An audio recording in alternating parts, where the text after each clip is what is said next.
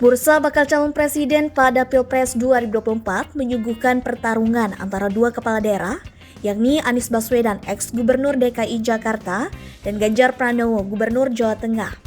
Anies dan Ganjar merupakan dua orang yang terus menjadi sorotan publik dalam memimpin daerahnya masing-masing.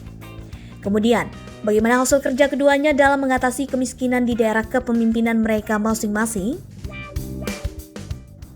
Ganjar Pranowo. Ganjar memimpin Jawa Tengah sejak 2018 dan kini masuk periode terakhir kepemimpinannya. Berdasarkan data Badan Pusat Statistika (BPS) pada 2018, persentase kemiskinan di Jawa Tengah 11,32% dengan jumlah penduduk miskin sebanyak 3,89 juta orang. Setelah setahun kepemimpinan Ganjar, tepatnya pada 2019, persentase kemiskinan di Jawa Tengah menurun menjadi 10,80%. Jumlah penduduk miskinnya menjadi 3,74 juta orang. Tapi, angka kemiskinan meningkat tajam pada 2020. BPS pernah mengungkap aspek yang berkontribusi atas kenaikan angka kemiskinan Jateng adalah pandemi COVID-19.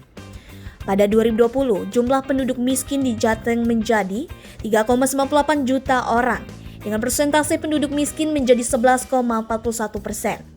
Melonjak lagi pada 2021.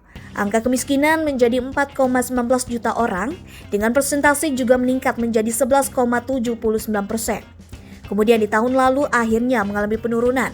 Pada 2022, jumlah penduduk miskin di Jawa Tengah menjadi 3,83 juta orang. Persentase penduduk miskin turun menjadi 10,93%. Wilayah termiskin di Jawa Tengah adalah Kabupaten Brebes. Jumlah orang miskin di sana mencapai 290,66 ribu dengan tingkat kemiskinan 16,05%. Namun BPS mengungkap bahwa angka kemiskinan di Jawa Tengah mengalami penurunan sebesar 0,27% pada September 2022 dibanding September 2021.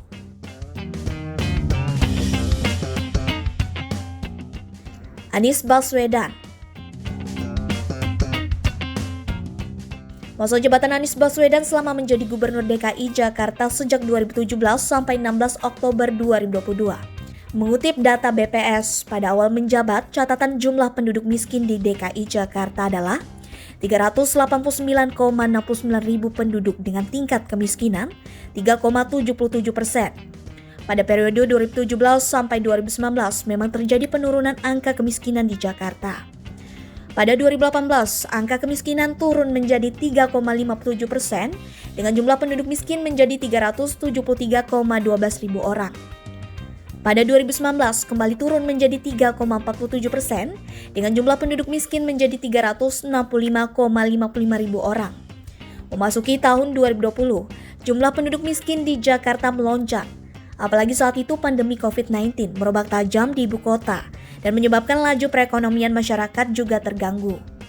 Tahun 2020, angka kemiskinan di Jakarta menjadi 4,35% dengan jumlah penduduk miskin naik jadi 480,86 ribu orang.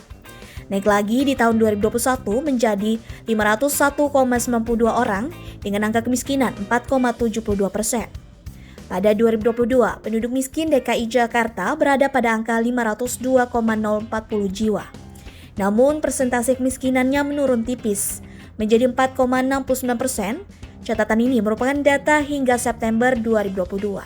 Namun, jika dibandingkan pada periode Maret dengan September 2022, jumlah penduduk miskin berkurang sebanyak 7,11 ribu jiwa atau 1,44%. Selama 2022, wilayah dengan penduduk miskin terbanyak ialah Jakarta Utara, dengan angka kemiskinan 7,24%. Jumlah penduduk miskinnya sebanyak 133,73 ribu jiwa.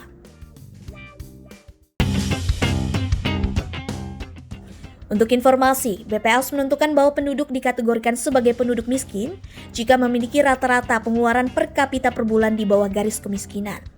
Garis kemiskinan masing-masing daerah berbeda-beda. Jadi belum tentu penduduk yang masuk kategori di suatu daerah masuk kategori di wilayah lainnya. Jadi, mana yang lebih baik, Anies atau Ganjar?